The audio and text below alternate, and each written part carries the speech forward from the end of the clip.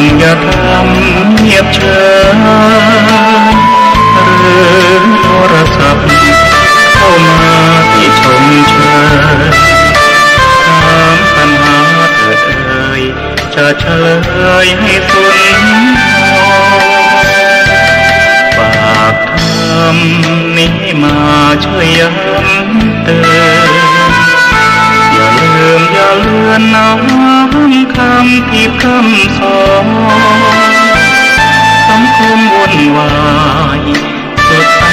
นอาวรณ์วันกลัวโลกจะรุ่มร้อน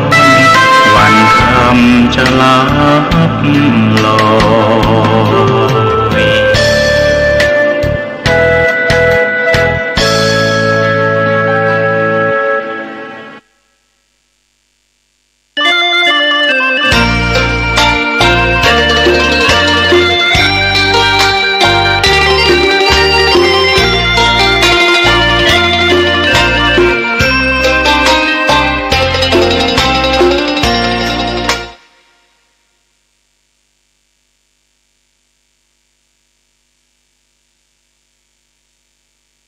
ขอถวายความเคารพแด่พระเถระครูบาอาจารย์พระเจ้าพระสงฆ์เจ้าตนเจ้าองค์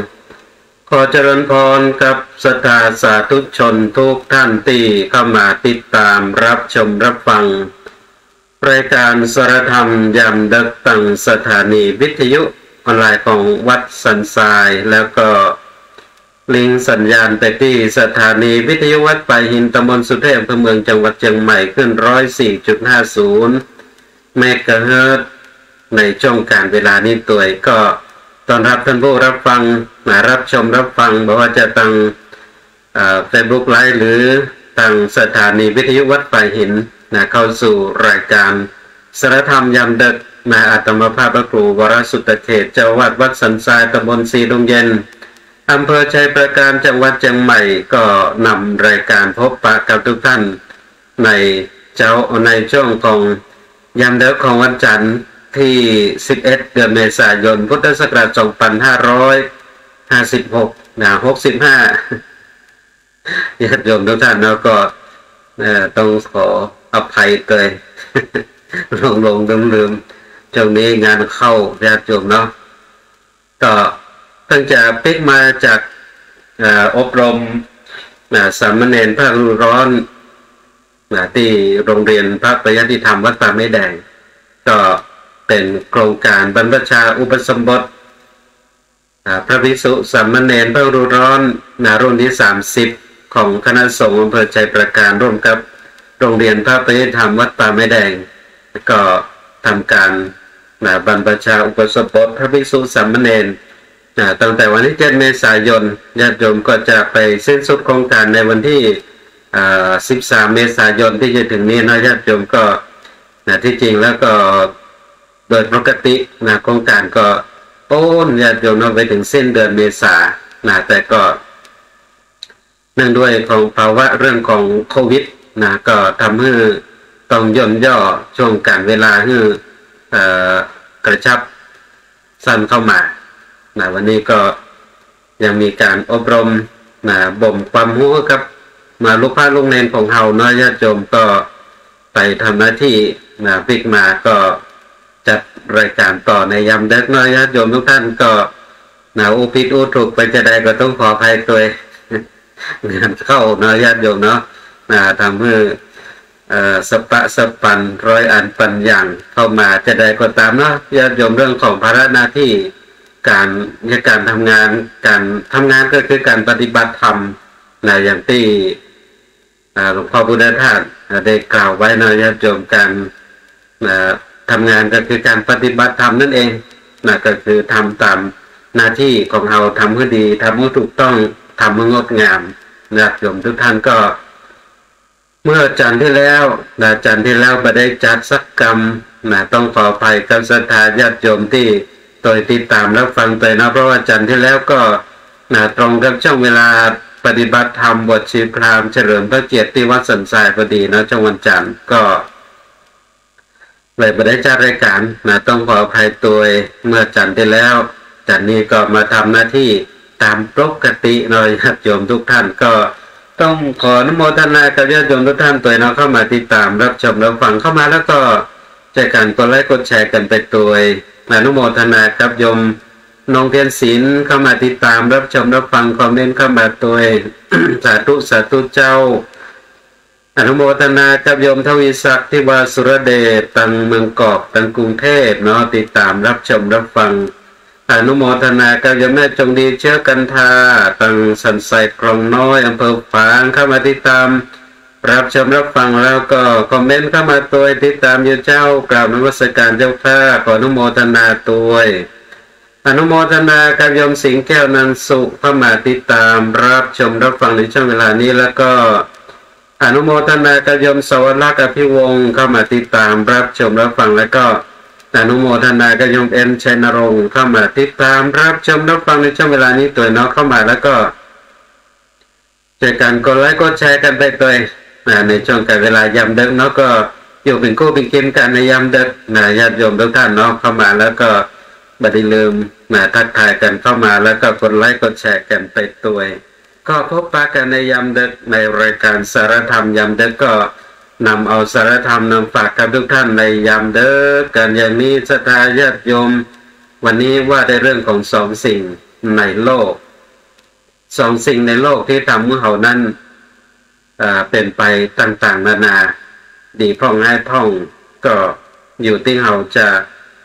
เข้าใจแล้วก็ทำใจแล้วก็ระงับควบคุมมันญาติโยมทุกท่านสองสิ่งในโลกที่ทำให้คนเราลุ่มหลงสองสิ่งในโลกที่ทำให้คนเราลุ่มหลงนั้นคืออย่างญาติโยมเนาะสองสิ่งในโลกที่ทำให้เราลุ่มหลง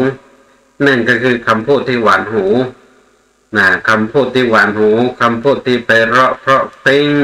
ญาติโยมท่านเตอก็เป็นห้องอะไรปากหวานก้นส้มญาติโยมเนาะคำพูดที่หวานหูบางทีก็ทำให้เราลุ่มหลงจนลืมเลือนแล้วก็หลงสติโดยบัตันตามบัตันนะญาติโยมยิ่งในยุคสมัยปัจจุบันเนาะก็เรียกว่ามันมีกลวิธีมากมายหลายอย่างที่ทำให้คนเราลุ่มหลงแล้วก็สูญเสียแล้วก็เสียหายอย่างเรื่องของแชร์ลูกโซ่อย่างต่างๆมากมายนะญาติโยมเนาะก็บางทีก็ด้วยคำพูดที่หวานหูทำให้เราลุ่มหลงแล้วก็ลืมเลือนลืมคิดลืมสติก็เลยหลงไหลไปเจอคำพูดที่หวานหูก็เลยเมื่อขาดสติก็เลยหมดสตังค์เสี่ยงกันไปนักเสี่ยงกันเป็นหลายก็เพราะคำพูดที่หวานหูสิ่งที่สองนั่นก็คือตัณหาความทะยานอยากมีอะไรญาติโยมเนาะมันอยากบ่หัวจักหมดจักเสี่ยงบ่มีที่สิ้นสุดจึงทำให้คนเรานั้นลุ่มหลงด้วยความอยากซึ่งตัวตัณหาความอยากความทะยานอยากนี้ก็คือต้นเหตุของความทุกข์ทั้งมวลในอริยสัจสี่ที่องค์สมเด็จพระสัมมาสัมพุทธเจ้าเราทรงตรัสไว้ในญาติโยมว่าทำทั้งสี่ประการอริยสัจคือความจริงอันประเสริฐสี่อย่างที่นักบวชสิทธัตถะได้ตรัสรู้จนได้บรรลุเป็นพระอรหันตสัมมาสัมพุทธเจ้าก็กล่าวไว้ในเรื่องของทุกข์ที่สองก็คือสมุทัยเหตุที่ทำให้เกิดความทุกข์ซึ่งองค์สมเด็จพระสัมมาสัมพุทธเจ้าก็กล่าวถึงว่าเหตุที่ทำให้เกิดความทุกข์นั่นก็คือตัวตัณหาคือต้นตอของความทุกข์ทั้งมวลตัณหาจริงที่ทำให้เรานั้นต้องลุ่มหลงจนทำให้เกิดกองทุกข์ที่ถาโถมและมากมายเข้าสู่วิถีชีวิตของเขาอันนี้คือสองสิ่งในโลกที่ทำให้คนเราลุ่มหลงสองสิ่งในโลกที่ทำให้คนเรานั้นมัวเมาสองสิ่งในโลกที่ทำให้คนเรานั้นมัวเมาหนึ่งเป็นก็กล่าวถึงเรื่องของสุรานำเหล้าเนาะศรัทธาญาติโยมอันนี้กินเข้าไปแล้วถึงเมาญาติโยมทำให้คนเรามัวเมาด้วยเรื่องของสุราก็ใกล้จะปีใหม่แล้วญาติโยมเนาะใกล้ปีใหม่เมืองก็เรื่องของสุรานำเหล้านั้นก็ ประเพรากันพ้องระมัดระวังกันไว้พ้องนะจะไปมันอยู่เหนือจิตเหนือใจเหนือวิถีชีวิตของเราเนาะจนควบคุมวิถีชีวิตตัวเขาไปได้ทำให้เกิดความมัวเมาแล้วก็ทำให้เกิด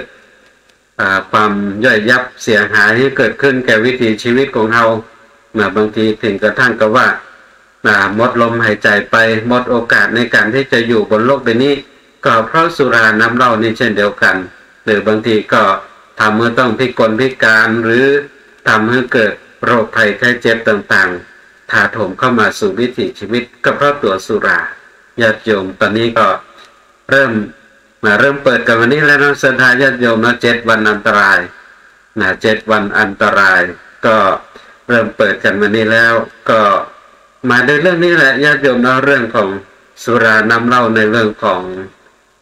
ช่วงของปีใหม่เมืองช่วงสงกรานต์ก็เป็นสิ่งที่เป็นต้นเหตุที่ทำให้เกิดอุบัติเหตุในอันดับต้นๆมาทุกปีญาติโยมในเรื่องของเทศกาลต่างๆในกระทั่งสงกรานต์ปีใหม่เมืองนี่ก็เช่นเดียวกันเรื่องของอุบัติเหตุที่เกิดขึ้นตามท้องถนนด้วยเรื่องของยศยานพาหนะทั้งหลายหรือแม้กระทั่งว่าในเรื่องของคดีความที่เกิดขึ้นการทะเลาะเบาแวงทุบตีชกต่อยถึงกระทั่งฆ่ากันตายก็ด้วยสุราญาติโยมเนาะฉะนั้นก็สุราน้ำเหล้ามันก็เป็นแค่เพียงน้ำที่อยู่ในขวดธรรมดาญาติโยมเนาะถ้าหากว่าเราไปยกมันขึ้นมาตอกใส่แก้วแล้วก็ยกเข้าปากตัวเก่ามันก็อยู่ธรรมดาของมันก็ไม่ได้มีอำนาจเหนือจิตเหนือใจอย่างเราแต่เพราะว่าเรานั้นไปน้อมนำมาเปิ้นเข้ามาเพื่อเหนือจิตเหนือใจของเรามาครอบงำใจของเราทำให้เกิดความมัวเมาฉะนั้นก็ต้องระมัดระวังกันไว้เฝ้าระมัดระวังแล้วก็มีสติครอบงำกันไว้จะไปให้มันเกินเลยล้ำไปเนาะทำให้วิถีชีวิตของเรานั้นดังต้องมัวเมาแล้วก็ย่อยยับชิบหายก็ด้วยสุราสิ่งที่ทำให้คนมัวเมาสิ่งที่สองนั่นก็คือชื่อเสียงก็เป็นอันหนึ่งที่ทำให้คนเรามัวเมา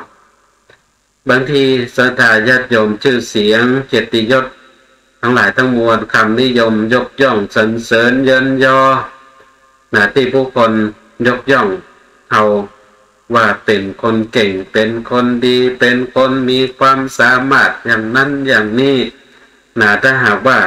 เราทำใจตัวตามบัตตันน้อยญาติโยมบ่มีสติควบคุมไว้พร่องปล่อยจิตปล่อยใจให้หลงไหลไปตามคำที่เปิ้นนิยมยกย่องชื่อเสียงเกียรติยศนั้นก็ทำให้เรามัวเมาลืมตัวลืมตนได้ศรัทธาญาติโยมชื่อเสียงนั้นก็ทำให้คนเสียมานักต่อนักแล้วเช่นเดียวกันนะญาติโยมบางทีก็เสียผู้เสียคนด้วยความมัวเมาในเรื่องของชื่อเสียงซึ่งชื่อเสียงนั้นที่จริงก็ไม่ใช่สิ่งที่จะอยู่ยืนยาวอย่างเนาะแต่ความดีนั่นคือสิ่งที่จะอยู่ยืนยาวในวิถีชีวิตของเราดังนั้น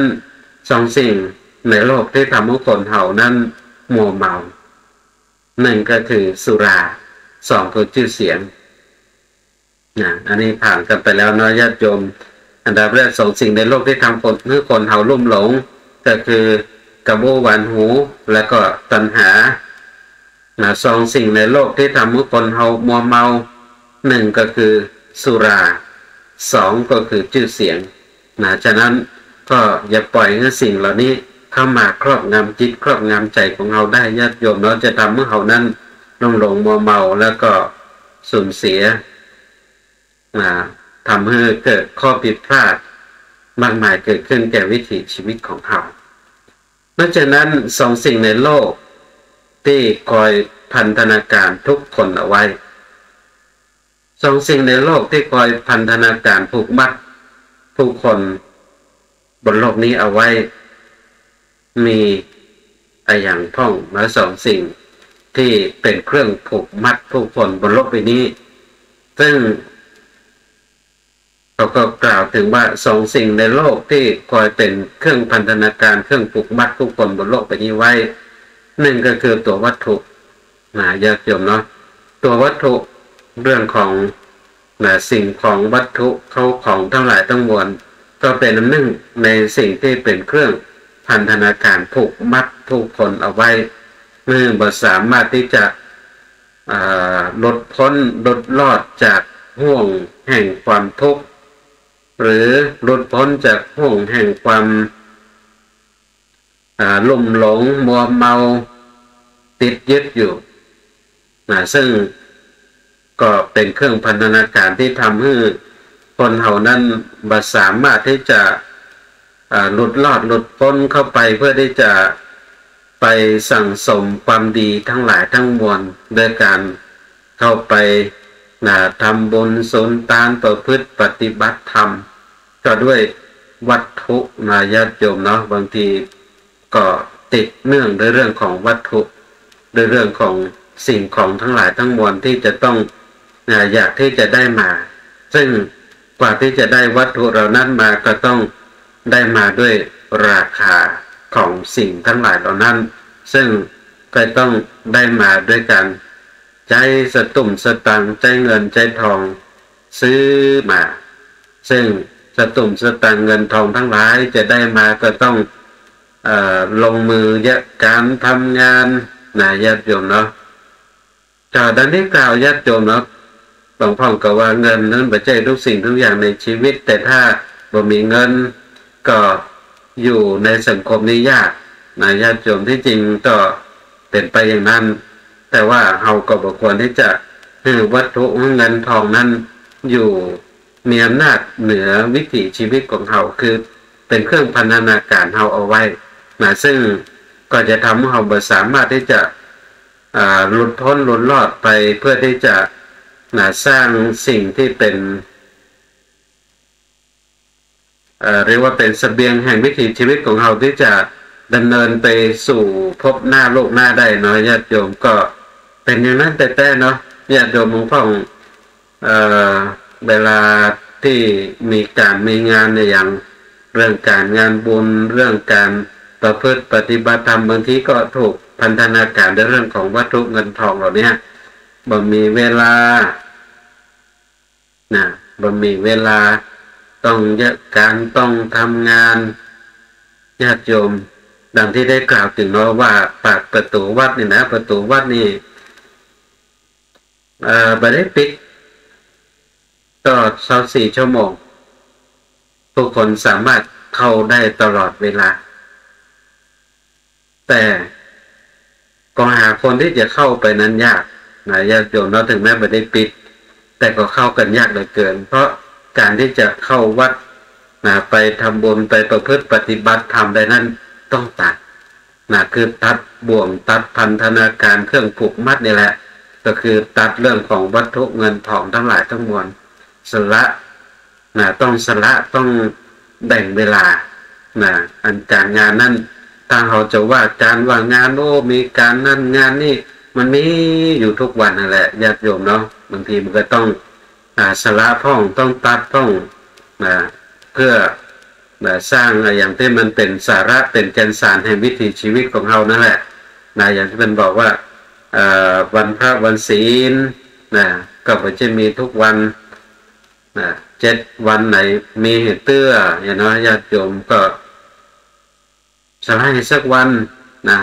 สละให้สักวันไปประพฤติปฏิบัติธรรมทำบุญวันพระวันศีลก็เหน็ดเหนื่อยมาหลายมื้อหลายวันแล้วก็เอาวันพระวันศีลเป็นวันพักผ่อนพักจิตพักใจได้ประพฤติปฏิบัติธรรมได้มาสร้างกำลังอกกำลังใจสร้างพลังใจในการที่จะต่อสู้ชีวิตกันต่อก็ถือว่ามายุดมาพักอย่างสักมื้อสักวันญาติโยมเนาะก็บางท่องก็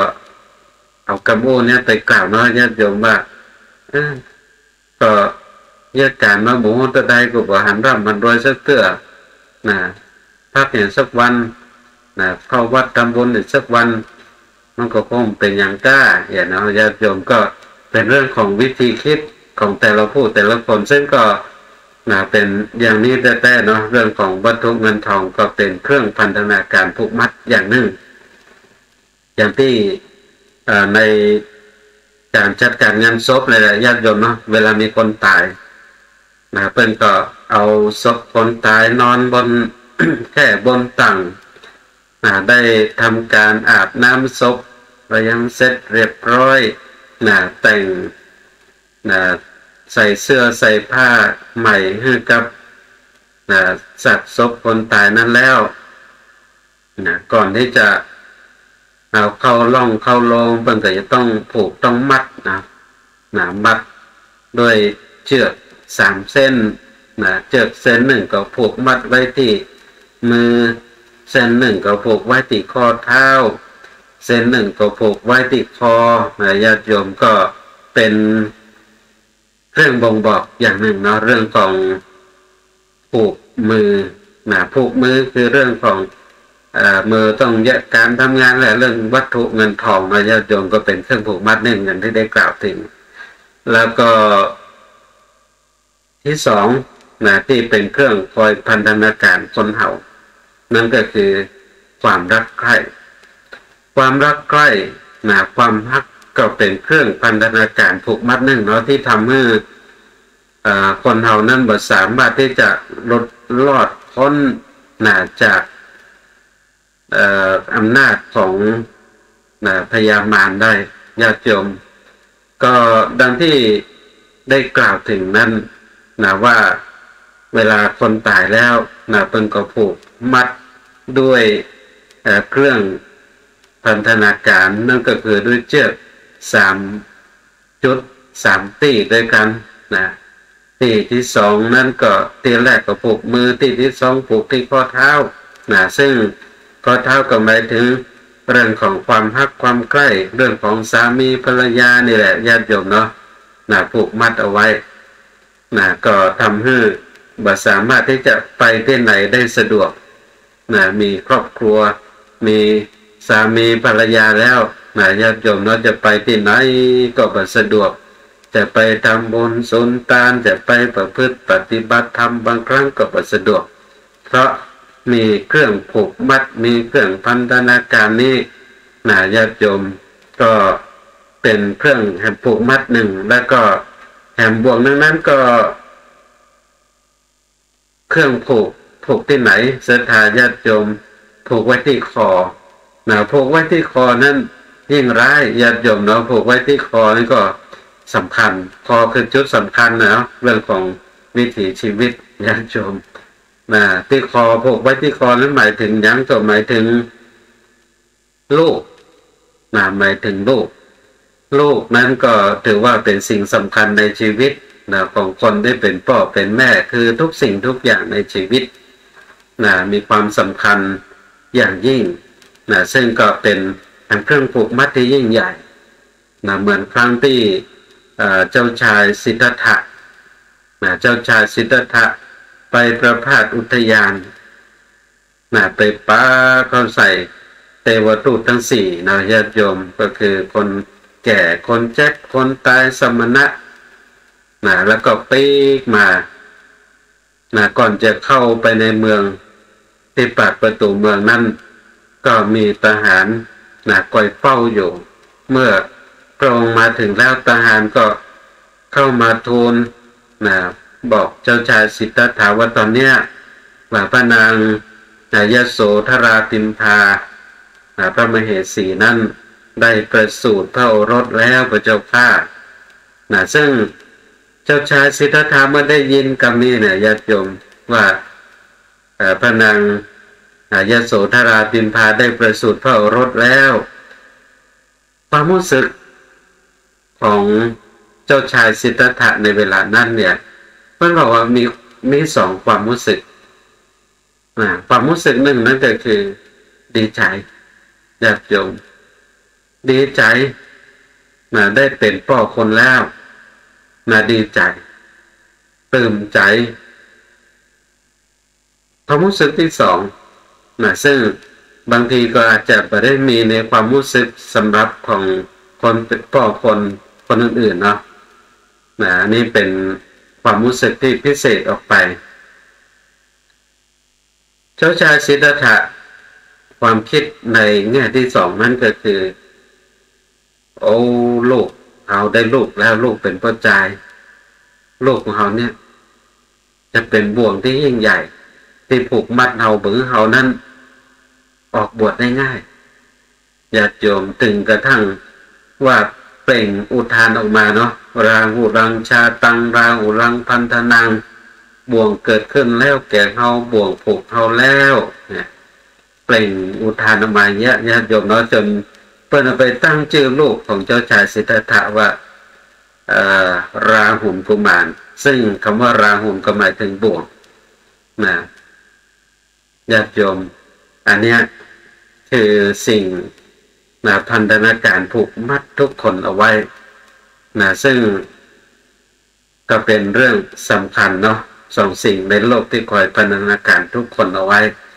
หนึ่งก็คือวัตถุสิ่งของสองก็คือความรักใคร่สองสิ่งในโลกที่ฝังคนเฮาเอาไว้นะเมื่อตะกี้พันธนาการเนาะมาถึงข้อนี้ฝังเอาไว้อนุโมทนาสามเณรไกลวิทย์นะเข้ามาติดตามรับชมรับฟังในช่วงเวลานี้ขออนุโมทนาตัวสองสิ่งในโลกที่ฝังคนเฮาไว้หนึ่งแน่นอนคือป่าช้าสถานญาติโยมเนาะป่าช้าป่าเหี่ยวนะเป็นที่ฝังคนเฮาเอาไว้นะอันนี้เป็นสิ่งแน่นอนเนาะคนเฮาเวลาล้มหายตายจากไปแล้วตึงมีบ่พ้นป่าช้าป่าเหี่ยวเนาะญาติชมอย่างที่มีกรรมอู้ติดปากของหลายผู้หลายคนเวลาเพิ่นถามเนาะญาติโยมเวลาเพิ่นถามว่าคนเฮาตายแล้วไปไหนตายแล้วไปไหน ตายแล้วไปไหนบางพ่อก็ว่าโอ้ตายแล้วก็ไปก็ไปเหี่ยวป่าช้าพุ่นละ มันจะไปที่ไหนก็หาเปิ้นหลักเปิ้นจูงกันไปเหี่ยวป่าช้านะไปถ้าบ่ฟังก็เผาญาติโยมมันก็เป็นสิ่งที่ฝังคนเฮาเอาไว้นะป่าช้าซึ่งก็เป็นนิมิตหมายบ่งบอกนะว่าทุกวิถีชีวิตที่เกิดขึ้นมาบนโลกใบนี้นะเกิดมาแล้วก็มีตายเกิดขึ้นไปมานะเป็นปกตินะบ่มีภัยที่จะหลีกเลี่ยงหนีพ้นได้นะกายตายแล้วก็มีเกิดก็มีตายนะติดตามตัวมานะทุกจันเกิดก็ล้วนมีการตายติดตามตัวมาเหมือนกันทุกผู้ทุกคนศรัทธาญาติโยมตรงนี้การบ่พ้นนะบ่ว่าจะเป็นภัยก็ตามนะบ่ว่าจะเป็นเจ้าฟ้ามหากษัตริย์สกวยเศรษฐีคนมีคนจนคนทุกข์คนยากพระสงฆ์องค์เจ้านี้ตึงพ้นศรัทธาญาติโยมตายเหมือนกันหมดบ่ฟังก็เผาไปเหมือนกันนี่อันโมดเพราะว่าสังขารร่างกายนี้เนาะญาติโยมเวลาที่ลมหายตายจากไปแล้วถ้าบ่ฟังบ่เผาปล่อยเอาไว้ก็มีแต่ที่จะเน่าจะเหม็นญาติโยมจะเน่าจะเหม็นบ่เป็นที่ฮักใกล้ปรารถนาของผู้คนภัยถึงบ่ใครอยากได้เนาะญาติโยมจะมีภัยที่ตายไปแล้วมาร่างกายบ่เปื่อยบ่เน่าบ่เหม็นเนาะญาติโยมจะหามีแก่กับพระอริยเจ้าพระสงฆ์องค์เจ้าผู้ประพฤติปฏิบัติดีปฏิบัติชอบนะญาติโยมที่ถึงคราวมรณภาพลงไปแล้วแม้การปัจจุบันนี้ก็ยังร่างกายก็ยังดำรงคงอยู่ก็ยังบ่เปื่อยบ่เน่าบ่เปื่อยบ่เน่าศรัทธาญาติโยมบางรูปบางตนบางองค์นั้นก็แข็งเหมือนกับเป็นหินไปเลยบางรูปบางองค์นี่มีสภาวะร่างกายเหมือนกับมรกต นะเหมือนกับมรกตนะสีเขียวญาติโยมนะบางตนบางองค์ก็ร่างกายบ่เปื่อยบานเน่าเส้นผมก็ยังงอกออกมาอยู่เล็บก็ยังงอกยังยาวออกมาอยู่ในญาติโยมนะอันนี้ด้วยบุญด้วยบารมีด้วยความประพฤติปฏิบัติดีปฏิบัติชอบนะเป็นเรียกว่าเป็นปัจเจกบุคคลนะบ่เหมือนผู้คนทั่วไปเป็นเฉพาะบุคคลแต่ทั่วไปแล้วนะทั่วไปนั้นแล้วเวลาลมหายใจจากไปแล้วเนาะญาติโยมนะ5 วัน7 วัน3 วัน5 วัน7 วันนะถ้าหากว่าบ่ได้ฉีดยุกฉีดยาอย่างบ่ได้ฉีดฟอร์มาลีนอย่างในสถานญาติโยมเหมือนกันหมดนะตึงเปื่อยตึงเน่าเหมือนกันหมดญาติโยมเพราะว่าธาตุทั้ง4ในร่างกายนี้มันก็จะย่อยสลายติกไปเหมือนกันทั้งนั้นนับตั้งแต่ธาตุลมออกจากร่างกายของเราแล้วร่างกายออกไปแล้วธาตุลมเมื่อธาตุลมออกไปแล้วธาตุไฟก็ดับญาติโยมเราเพราะบ่มีลมได้เป่าไฟให้ลุกโชติช่วงไฟก็ดับธาตุไฟดับแล้วก็ร่างกายนั้นก็รอวันเปื่อยเน่านั่นก็คือธาตุน้ำก็จะออกจากร่างกายอนุโมทนาท่านผอ.ปริญญายาประเสริฐท่านผอ.โรงเรียนบ้านแม่ทลบเข้ามาติดตามรับชมรับฟังในช่วงเวลานี้ซึ่งเมื่อธาตุน้ำจะออกนั้นศรัทธาญาติโยมก็เรียกว่าร่างกายก็ต้องบวมใกล้บวมปองจำเลือดจำหนองเขียวแดงญาติโยมแล้วก็ธาตุน้ำก็ทุทะถังหลั่งไหลออกมาจากร่างกายตามกองทวารทั้ง9ไหลออกมาเป็นตีนเห่าตีนเหม็นจากนั้นก็ธาตุดินก็จะย่อยสลายไปอย่างเนี้ยศรัทธาญาติโยมเนาะจำเป็นเวลาตายแล้วถ้าบอกฟังก็เผาฉะนั้น2 สิ่งในโลกที่ฝังคนเอาไว้1ก็คือปัจจาปะเหี่ยวต้องไปมันกันโมเป็นที่ฝังอย่างที่2ที่ฝังคนเอาไว้คือเงินทองนั้นฝังคนเอาฝังอย่างญาติโยมฝังคนเฮานั้นจากคุณงามความดีเงินทองนั้นทำให้คนเฮาเสียผู้เสียคนด้วยความที่ลุ่มหลงอยากจะได้เงินได้ทองก็เลยบางทีก็ได้มาอยากที่จะได้มาด้วยวิธีการใดก็ตามเป็นวิธีการที่บ่ถูกต้องเนาะมันก็ฝังคนเฮาจากคุณงามความดีฉะนั้น2 สิ่งในโลกที่ฝังคนเอาไว้1คือป่าช้า2คือเงินทองแล้วก็2 สิ่งในโลกที่ทำให้คนเฮานั้นเปลี่ยนแปลง2 คนในโลก2 สิ่งในโลกที่ทำให้คนเฮานั้นเปลี่ยนแปลงคนเฮาจะเปลี่ยนแปลงจะต้องมีเหตุมีปัจจัยเนาะที่ทำให้เปลี่ยนแปลงเป็นบอกว่ามี2 สิ่งที่ทำให้คนเฮานั้นเปลี่ยนแปลง1ก็คือเวลาสายน้ำเปลี่ยนใจป๋าการเวลาเปลี่ยนใจคนศรัทธาญาติโยมการเวลาทำให้ใจคนเฮาทำให้คนเฮานั้นเปลี่ยนแปลงบ่เหมือนเก่าบ่เหมือนหลังอนุโมทนาโยมวันดีวงปวนเข้ามาติดตามรับชมรับฟังแล้วก็คอมเมนต์เข้ามาตัวให้สาธุสาธุเจ้าแล้วก็ ได้แชร์ต่อไปหา1แชร์เนาะต้องขออนุโมทนาด้วยเข้ามาแล้วก็เจอกันกดไลค์กดแชร์กันไปเตยคนละแชร์สิ่งที่ทำให้คน2 สิ่งที่ทำให้คนเฮาเปลี่ยนแปลง1คือเวลาดังที่ได้กล่าวถึงเนาะสายน้ำเปลี่ยนใจปลาการเวลาเปลี่ยนใจคน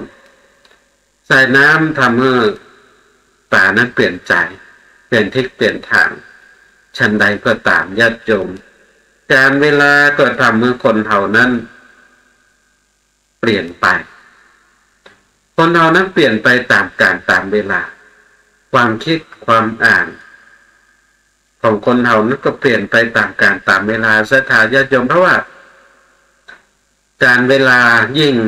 เปลี่ยนแปลงไปมุกใดยิ่งเรามีวิถีชีวิตที่อยู่ยืนยาวไปมุกใดก็ตามญาติโยมทุกเวลาที่มันเปลี่ยนแปลงไปนั่นคือประสบการณ์ของชีวิตที่มันเกิดขึ้นในวัยที่เราเป็นละเอ็ดละอ่อนศรัทธาญาติโยมเรื่องของความคิดความหันเรื่องของการดำเนินวิถีชีวิตมันก็จะประเมินตอนที่เราอายุนักแล้ววันนี้ไปอบรมสามเณรภาคดูร้อนญาติโยมก็ว่าในเรื่องของช่วงการเวลาทับทอความดีต่อเติมปันฝันเรื่องของความฝัน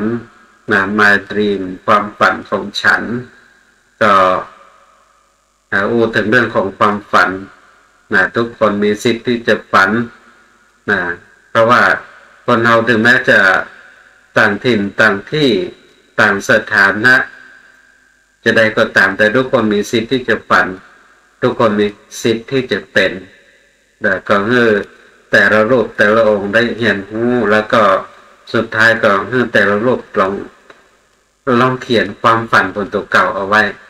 ญาติโยมเนาะหลายรูปหลายองค์ก็มีความฝันที่แตกต่างหลากหลายแล้วก็ถ้าว่าไปถึงคน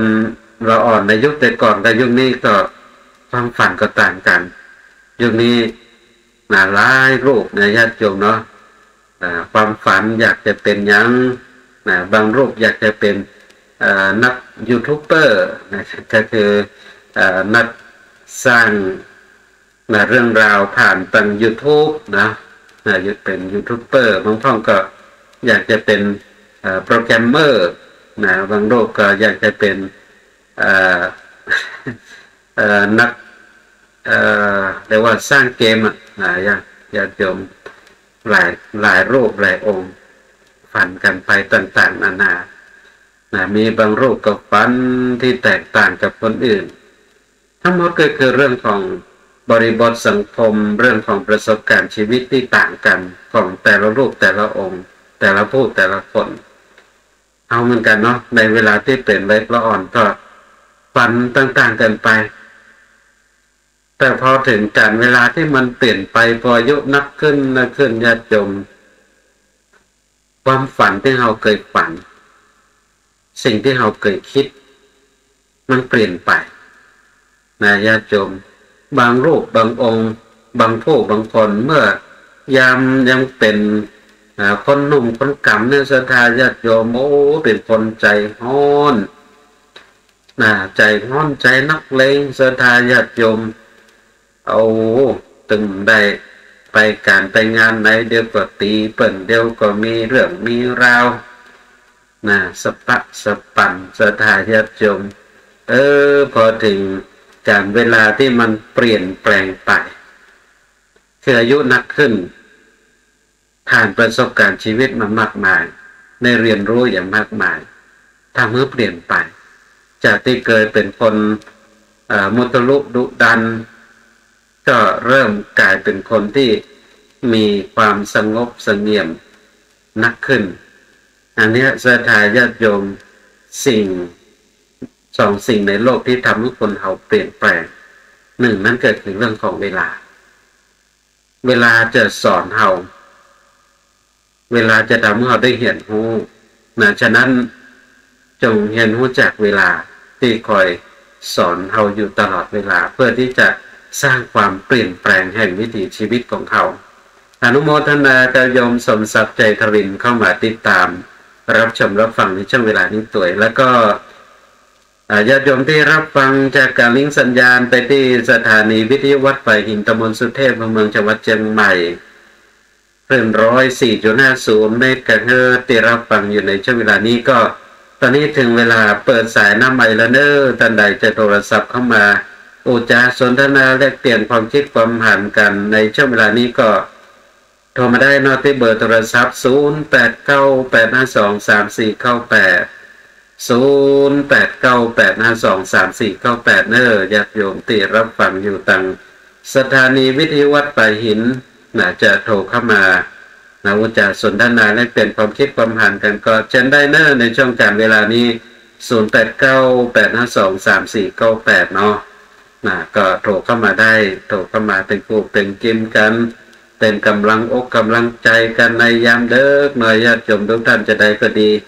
เมื่อจันทร์ที่แล้วต้องขออภัยตัวบ่ได้จัดสักกรรมหลายท่านก็คงจะรอฟังก็เพราะว่าเมื่อจันทร์ที่แล้วตรงตามช่วงเวลาปฏิบัติธรรมเฉลิมพระเกียรติวัดพอดีก็เลยบ่ได้จัดช่วงดึกวันนี้มาจัดแล้วท่านใดฟังกันอยู่โทรมาได้เนอ0898523498โทรกันเข้ามาได้เนอสองสิ่งที่ทำให้คนเราเปลี่ยนแปลงหนึ่งคือเรื่องของเวลาเนาะญาติโยมแล้วก็สองคือความทุกข์ยากความทุกข์ยากความทุกข์นั้นก็สอนคนญาติโยมคนเราถ้าปากับเรื่องของความทุกข์เนี่ยคนที่ทุกข์มักจะมีกำกึดญาติโยมเนาะคนที่สบายปะอย่างกับเรื่องสบายนี่มักจะบ่ค่อยมีกำกึดแล้วก็มักจะบ่ค่อยจะเปลี่ยนแปลงอย่างในวิถีชีวิตนักเพราะความสุขความสบายทำให้คนเรานั้นบ่ดิ้นรนบ่ขวนขวายแต่ความทุกข์นั้นทำให้คนเราดิ้นรนขวนขวายต่อสู้คนที่ประสบความสำเร็จในชีวิตทั้งหลายทั้งมวลนั้นล้วนแล้วแต่ผ่านห่วงแห่งความทุกข์กันมาแล้วทั้งนั้นญาติโยมอย่างเช่นองค์สมเด็จพระสัมมาสัมพุทธเจ้าญาติโยมถึงแม้จะเป็นถึงโลกของเจ้าฟ้ามหากษัตริย์แต่พระองค์ก็ผ่านห่วงแห่งความทุกข์ที่ได้เห็นรู้วิถีชีวิตของผู้คนและเสียงสายแรกในรายการยามเด็กวันนี้เราเจริญพรให้ในเฟซเนาะ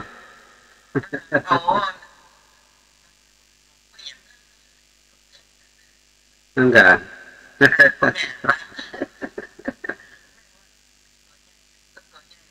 นั่นกัน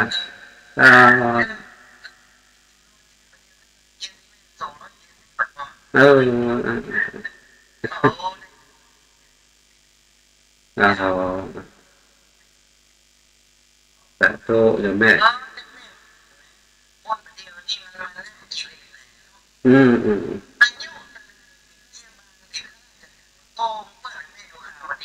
เขา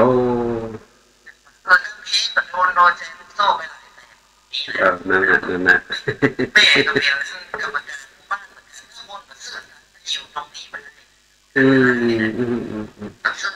ใช่ต้องซื่อสัตย์ตอนนี้มีงานที่วัดใช่ไหม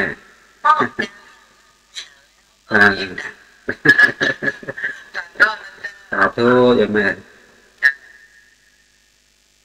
ละเสียงสายแรกในยามเด็กวันนี้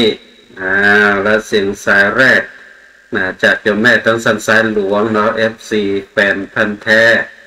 โทรศัพท์เข้ามาอุจจาสนทนาและเสียงสายที่สองในยามเด็กวันนี้เจริญพร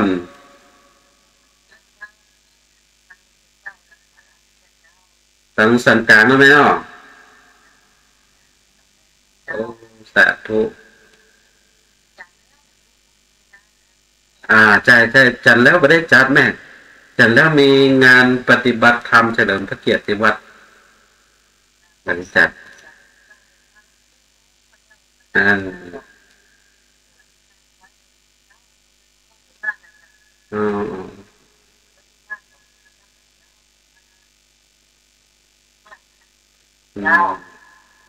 สาธุอนุโมทนาเมเนอร์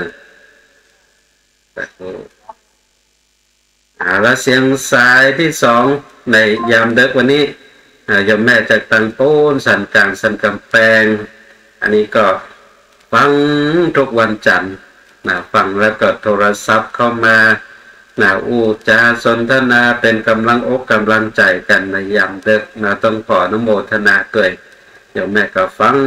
ทุกตนทุกองค์ตั้งที่ถ่ายทอดตั้งสถานีวิทยุวัดไผ่หินตำบลสุเทพเมืองเชียงใหม่ขึ้น 104.50 เมกะเฮิรตซ์เนาะต้องขออนุโมทนาด้วยละเสียงสายถัดไปท่านใดจะโทรศัพท์เข้ามาก็เจอได้เนอะเปิดสายน้ำใหม่เรียบร้อย0898523498 เนอะญาติโยมทุกท่านที่รับฟังกันอยู่โทรกันเข้ามาเนาะโทรกันเข้ามาถ้าเบอร์โทรก็บอกว่าไปฟังกันอยู่พ้องถ้าฟังถ่ายทอดสดนี่ก็จะหู้เนาะจะหู้จะหันชื่อไผ่ฟังอยู่พ้องในเวลานี้อนุโมทนากโยมมันยุรีใจสมตัวเข้ามาติดตามรับชมรับฟังแล้วก็อนุโมทนากโยมเมืองชัยวงศ์เข้ามาติดตามรับชมรับฟังแล้วก็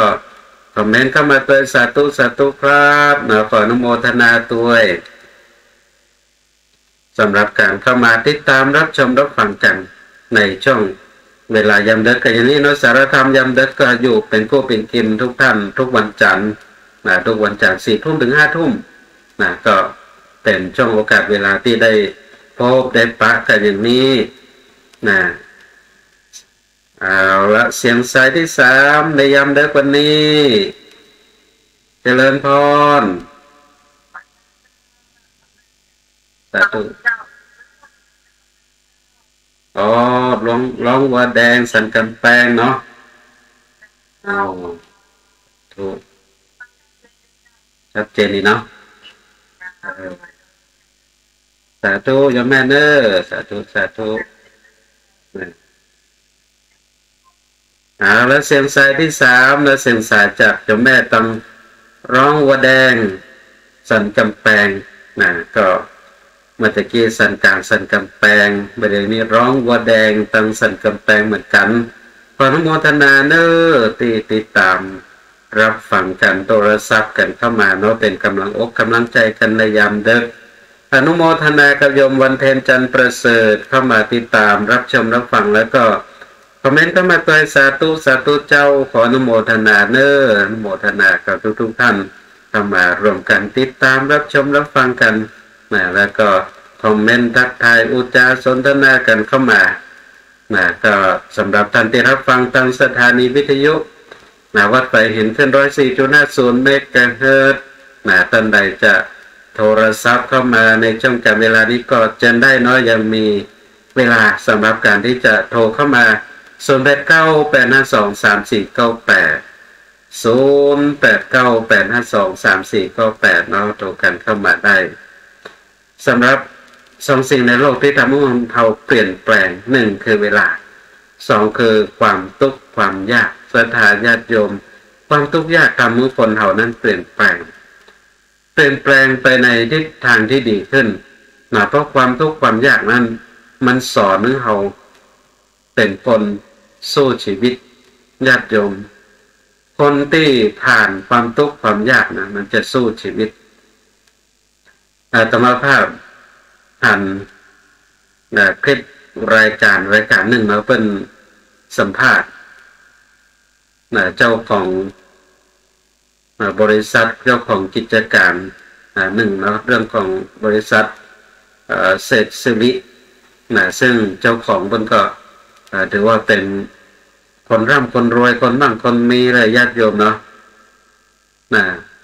แต่ก็กว่าที่เพิ่นจะมั่งมีเพิ่นจะร่ำรวยนั่นก็มันก็ผ่านความทุกข์มานักแล้วญาติโยมมันใช่เป็นลูกคนร่ำคนรวยมาได้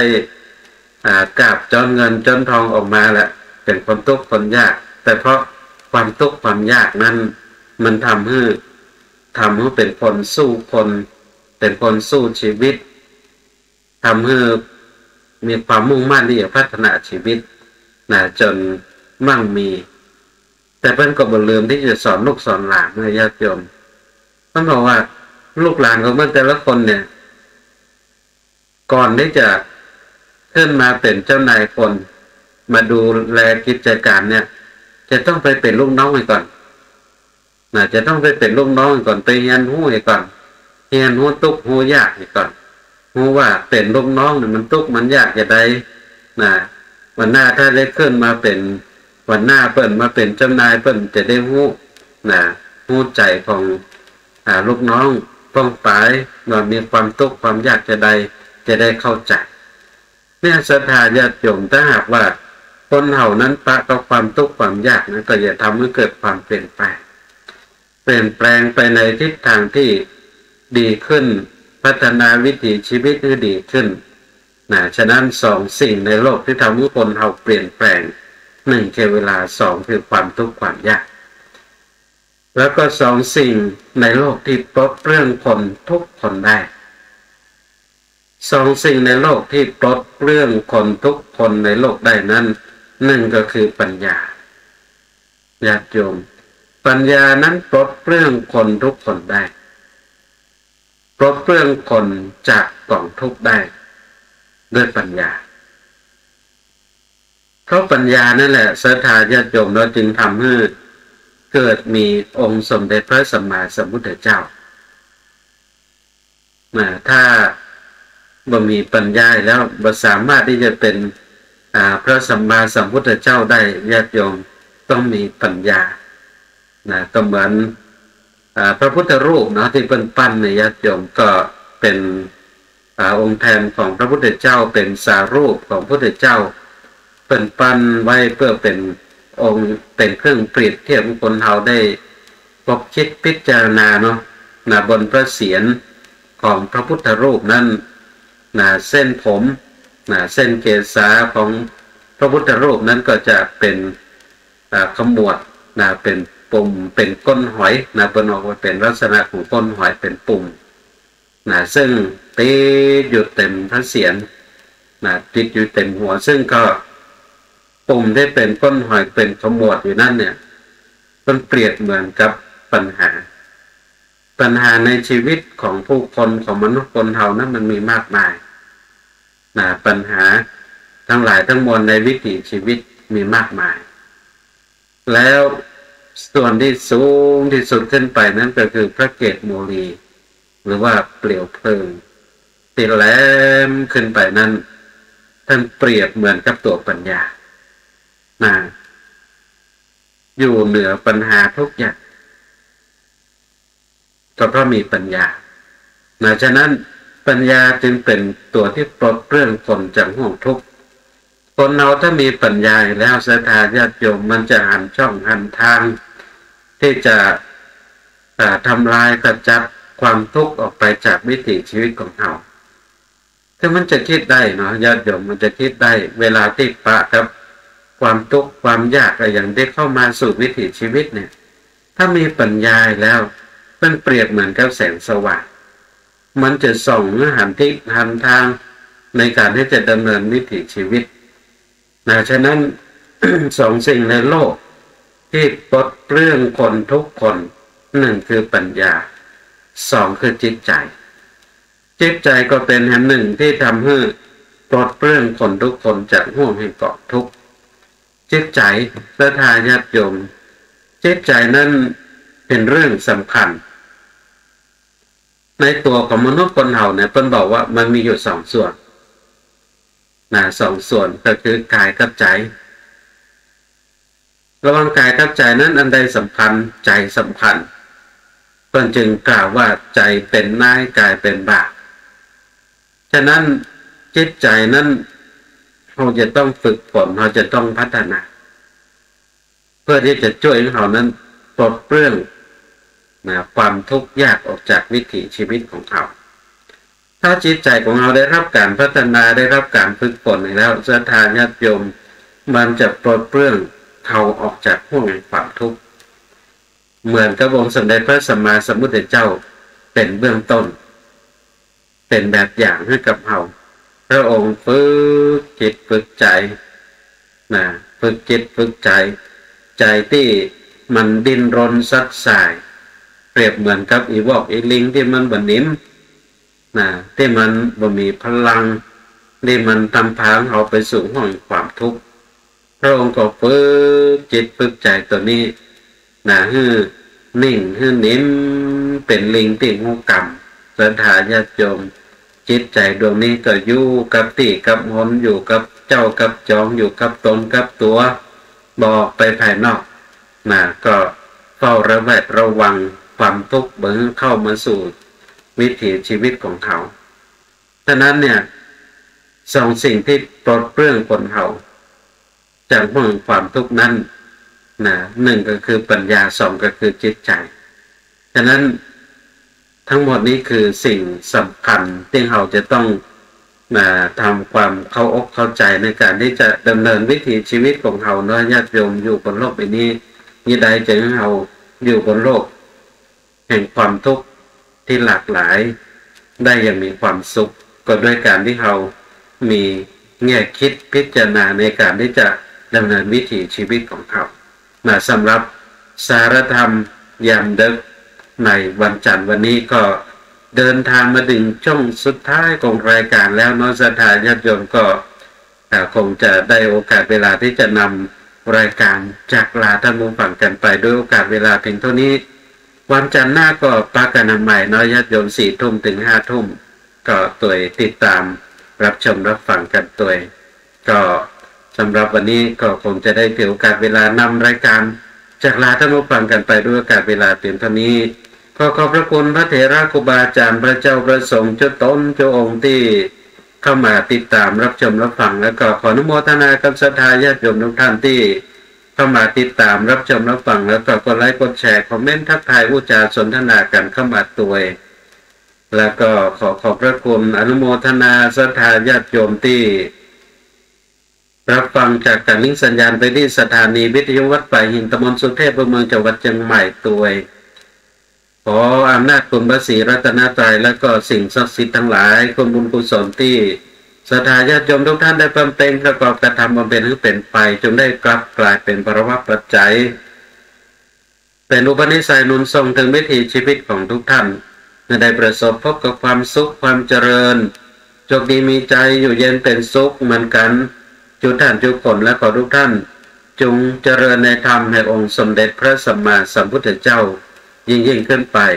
ก็ขอเจริญพร